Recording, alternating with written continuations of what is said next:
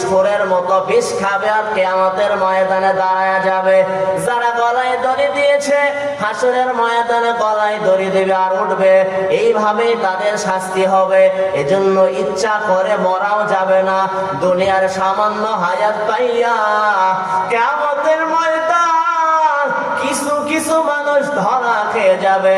এই দুনিয়াতে হক, আল্লাহর হক, হুকুকুল্লাহ, আল্লাহর হক, আর একটা হক হলো হুকুকুল ইবাদ, বান্দার হক।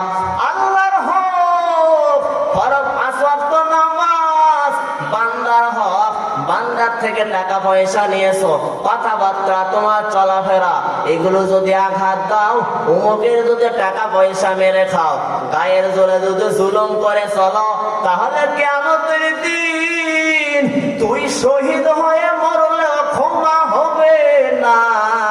বান্দার হক যারা মেরে খেয়েছো, মানুষের মনে যারা কষ্ট দিয়েছো, এখনো যদি দুনিয়ার হায়াত যদি বাকি থাকে, তাড়াতাড়ি গিয়া ক্ষমা